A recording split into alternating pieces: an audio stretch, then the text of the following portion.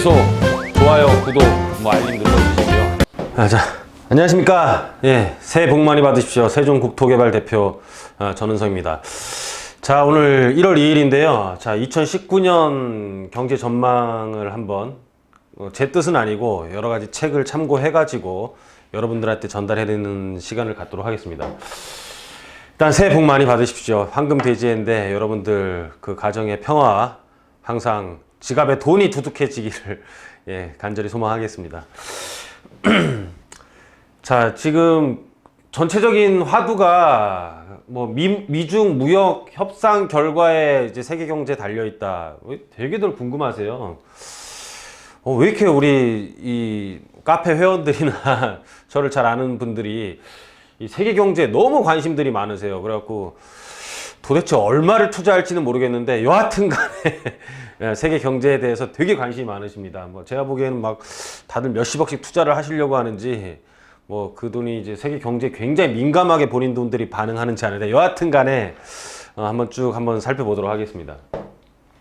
자, 오늘 나와서 사무실에 나와가지고 첫 번째 이제 신문을 봤어요. 봤더니 많이 바뀌었어요. 이제 언론도 많이 바뀌고 기업과 기업인을 다시 뛰게 하라.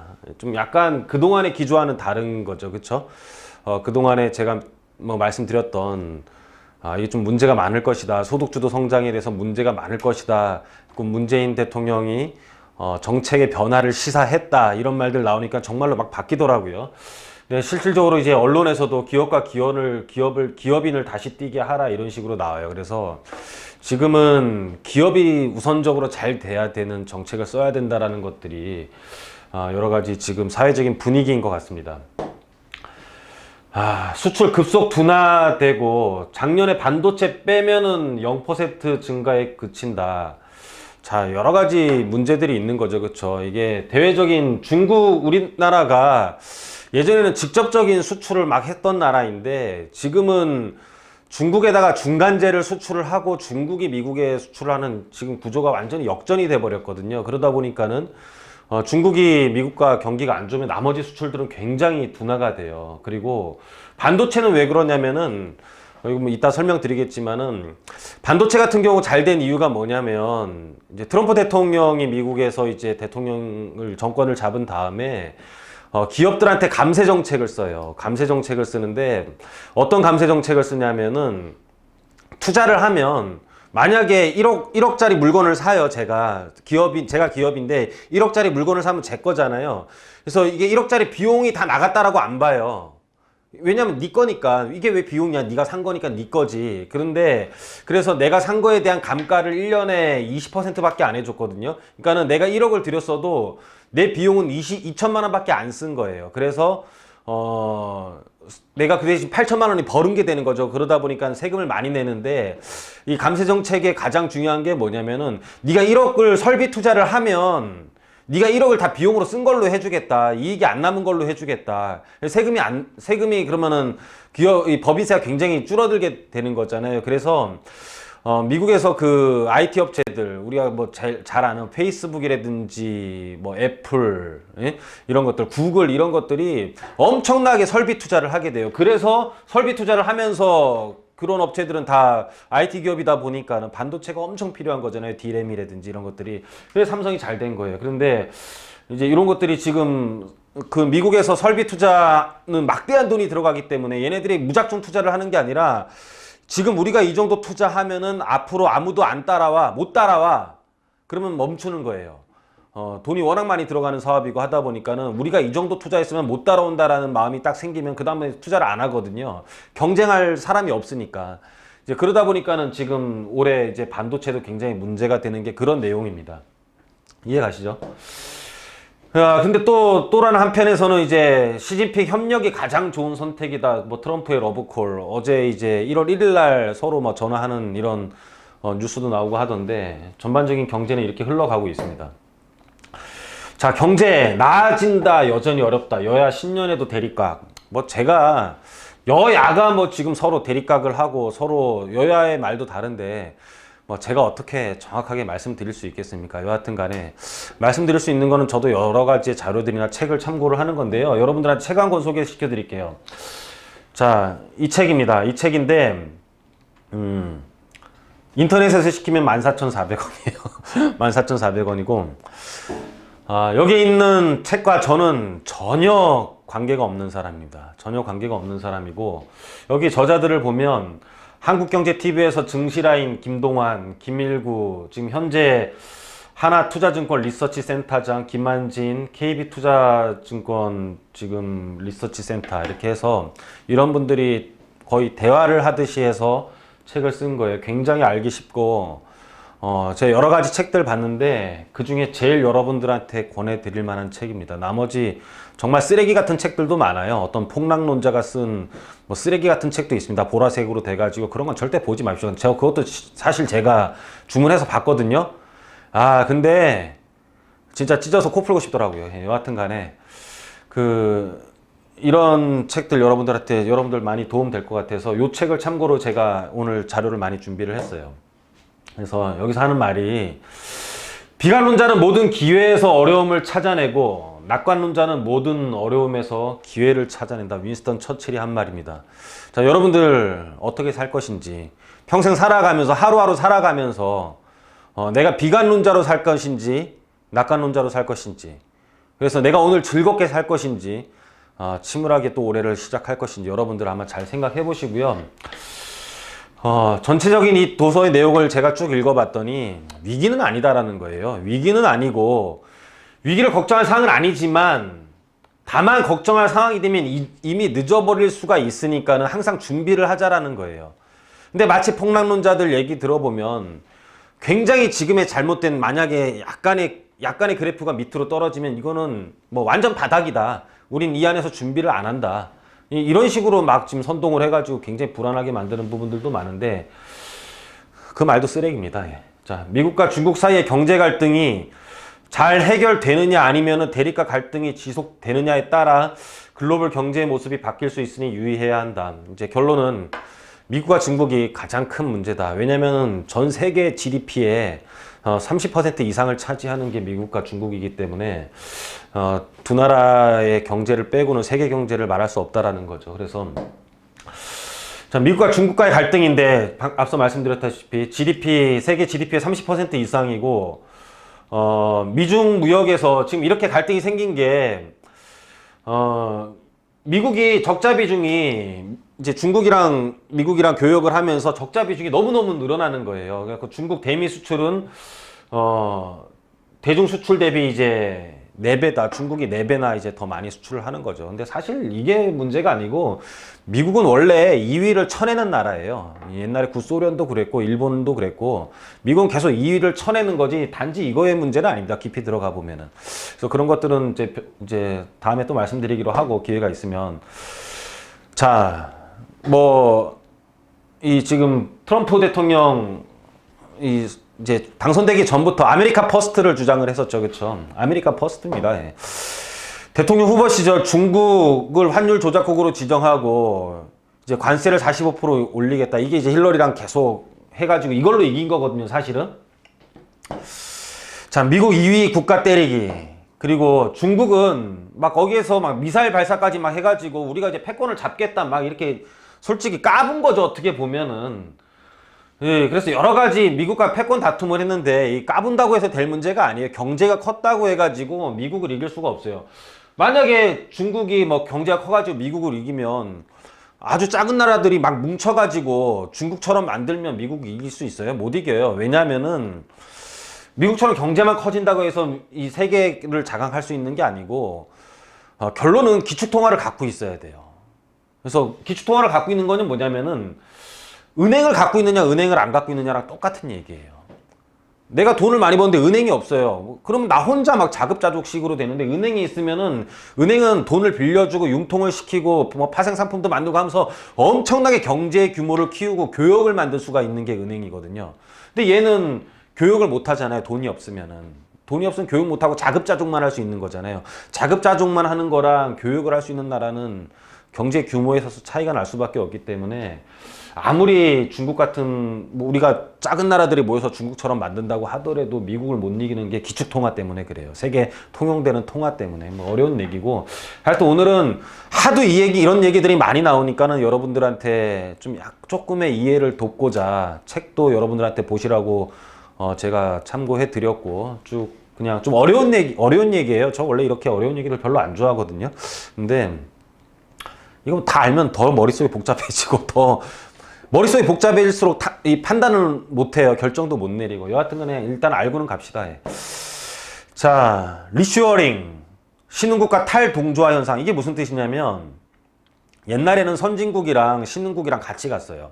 선진국이 잘 되면 신흥국이 거기서 막 이제 선진국에 대한 그 자재를 막 공급하는 역할을 하게 되는 거죠. 그리고 선진국은 그거 가지고 또 다시 이렇게 순환을 시키는 역할을 하는데, 이 리슈어링, 해외에 나가는 일자리를 다시 불러들이는 거예요. 그전에는 싼 인건비를 토대로 거기에 대해서 이제 서로 교육을 했었는데 지금 미국 그렇지 않잖아요. 야, 다 불러. 우리나라에서 안 만들면 관세 엄청나게 때릴 거야. 그래서 뭐냐면은 자국주의예요, 이게. 그래갖고 그러다 보니까는 신흥국과 별도로 돌아가는 세계적인 현상이 생기는 거죠. 이게 탈돈조화 현상이라고 표현을 하고요. 각자의 나라별 자국 경기 살리려는 움직임의 해가 될 것으로 판단한다. 자국주의 위선.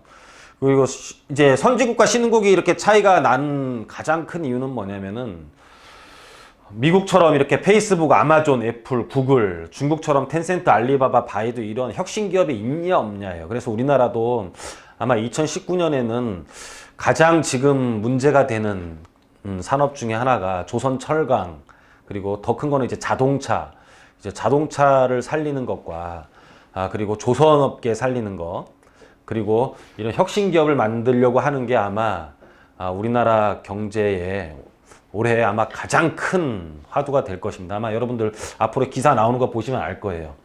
이건 제가 100% 장담하는 얘기입니다. 예. 이게 이렇게 안 하면 못 살아가요, 우리나라가. 그래서 장담을 하는 겁니다. 자, 미국과 중국의 GDP 합은 전 세계 3분의 1이고, 자, 트럼프의 목표는 미국을 버블로 몰아가는 것이다. 이 버블이라는 게 꼭 안 좋은 건 아니에요. 약간의 거품이 껴야 경제는 돌아가는 거거든요. 그리고 약간의 거품이 껴서 이제 터지지 않는 동안은 계속 사람은 잘 살고 있다라는 생각을 하게 돼요.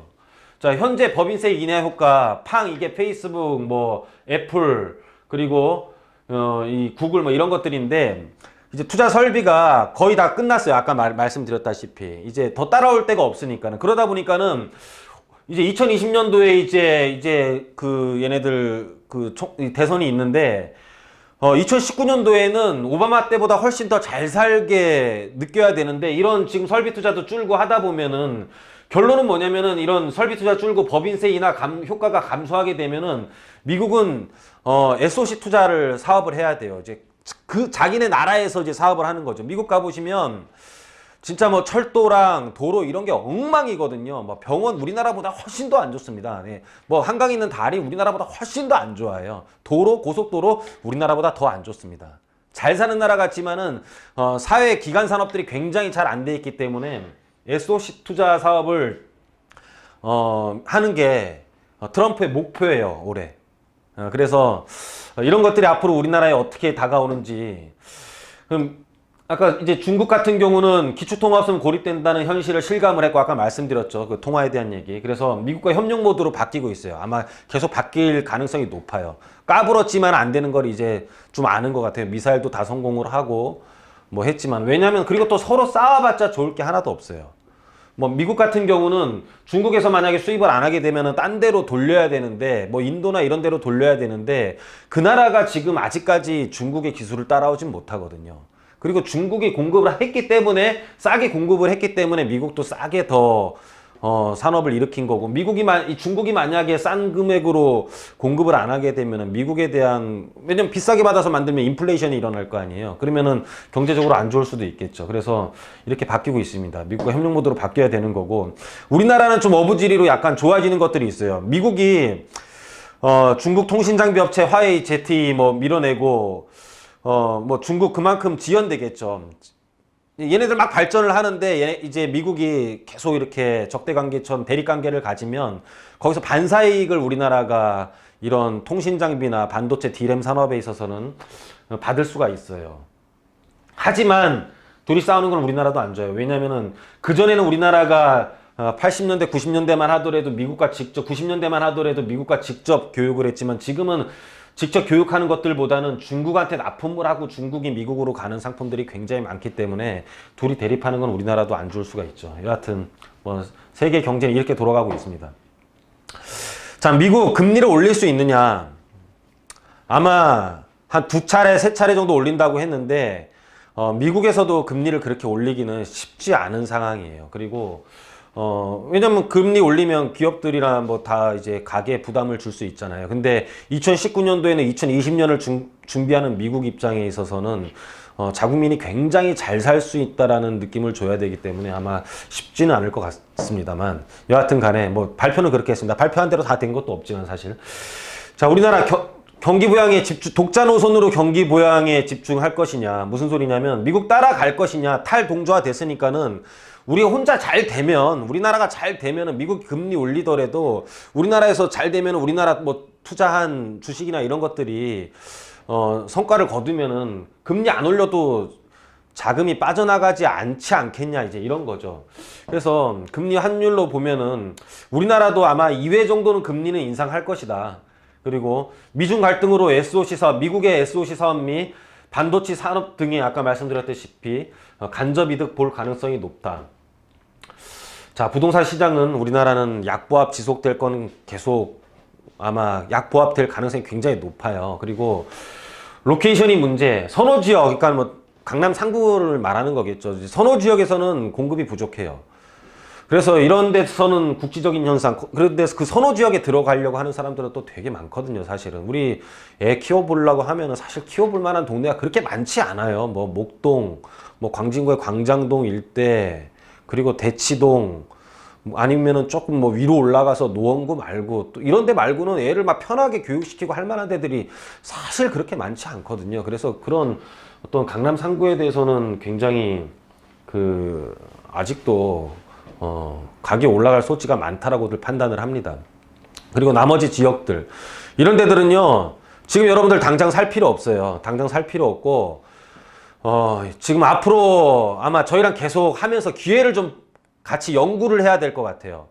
사실 여러분들한테 집 막 사라고 저도 집 팔고 이사를 저 지금 뭐 분양받은 게 있어가지고 저 집 팔고 이사 가야 되는 사람인데 여러분들한테 집 사라고 권유 안 합니다. 지금은 제 집 안 팔려도 좋으니까 여러분들 조금은 기회를 보다가 저희랑 계속 상의를 하고 저희랑 상담하시면서 꾸준하게 한번 우리 꼭 바닥에서 살려고 하는 거 아니잖아요. 약간 올라갔을 때 올라가려고 할 때 조금 한 발목 또는 무릎 이하에서 여러분들 살 수 있게 계속 저희랑 상의했으면 좋겠습니다. 하여튼 로케이션이 문제이고요. 선호 지역 중심으로는 국지적인 상승이 조금은 일어날 수도 있다라고 말씀을 드릴게요. 지금 바닥을 찍은 상태라고 가정을 할 때 올 초에 바닥을 찍으면은 아마 3월부터는 선호 지역들은 상승을 할 것이다. 여기에 따라 주변 지역이 어떻게 움직이는지 저희랑 계속 한번 상의를 한번 해봅시다. 자, 중국의 경제 위기가 있을 것이냐? 신흥국 및 중국의 부채, 신흥국의 수입 수요 둔화, 신흥국의 재고량 상승은 디플레이션이 우려. 그러니까 뭐냐면은 재고가 많이 쌓이니까는 떨이로 팔아야 될 거 아니에요. 재고가 많이 쌓이면은 본인이 갖고 있는 재고 자산이 많으면은 싸게 팔아야 되니까는 디플레이션이 우려가 된다라는 거고. 중국발 위기가 중국은 왜 안 망하냐면요. 폐쇄 경제 때문에 안 망해요. 우리 기업이 잘 안 되더라도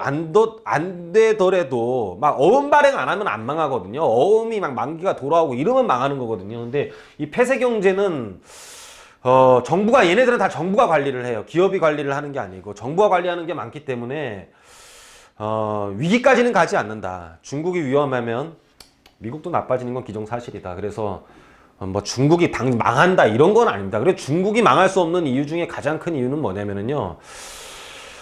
사실 우리나라보다 학구열이 더 높아요. 중국 학군 좋은 데들요. 여러분들 한 맹모 3억 지교라고 한번 쳐보십시오. 작년 뉴스인가만 제가 기억이 언뜻 나는데 맹모 3천 지교 이제 3번 이렇게 옮긴 거잖아요. 맹자의 어머니가 그걸 빗대어서 맹모 3억 지교라고 기사가 한번 났어요. 무슨 뜻이냐면 중국의 학군 좋은 데는 평당 3억입니다. 3억. 쓰러지는 집이. 그 정도로 학구열이 높은 데는 인구 13억이 넘는 데서 학구열이 높은 데서는요 혁신 기업이 탄생할 수밖에 없고 그 끌어갈 수 있는 장군이 탄생할 수밖에 없습니다. 예. 그래서 중국이 망하긴 굉장히 어려운 나라예요. 자, 마지막 정리하면 뭐 남을 위해 인생을 살아가는 것이 아니듯 집도 남에게 보이는 집보다는 내게 필요한 집으로 사서 살아가는 것이 중요하다. 무슨 뜻이냐면 우리 그동안 작년까지 너무 달려왔는데 이 달린 이유가 그동안 내가 살 집보다 남이 비싸게 사준 집을 택하면서 행복과는 멀어지고 너무 돈만 쫓아간 거 아니냐라는 거죠. 자, 2019년은 그렇게 하지 말고 좀 약간의 비교의 경쟁에선 좀 자유로워야지만 행복할 수 있거든요. 너무 남 잘 되는 거 이런 것만 보지 말고 내가 행복하게 살 수 있는 집을 택하는 것도 2019년도에서는 좀 행복해질 수 있는 방법 중에 하나가 아니냐라고 감히 말씀드리면서 자, 오늘 강의는 마치도록 하고요. 뭐 제가 전망했다기보다는 아까 그 말씀드린 책을 좀 참고해서 말씀 많이 드렸습니다. 자, 좀 어려운 내용이고 되게 재미없는 내용이에요. 그런데 2019년도에는 이런 처음에 보통 전망으로 보통 시작하잖아요. 그래서 부동산을 감히 뭐 이렇게 감히가 아니라 뭐 이렇게 막 오른다 내린다, 저는 폭락론자도 아니고 그렇다고 해서 상승론자도 아니에요. 저는 굉장히 현실론자입니다. 그래서 굉장히 객관적인 자료를 데이터로 그 2019년 전망에 대해서 여러분들한테 간략하게 설명을 드렸고요. 앞으로도 여러분들 계속 그 좋아요, 구독 눌러주시고 저희 카페가 있어요. 카페에 많이 가입해 주셔서 저희랑 항상 같이 하는 여러분들 구독자들 되기를 올 한 해도 간절히 소망해 봅니다. 자, 오늘 강의 여기서 마치도록 하겠습니다.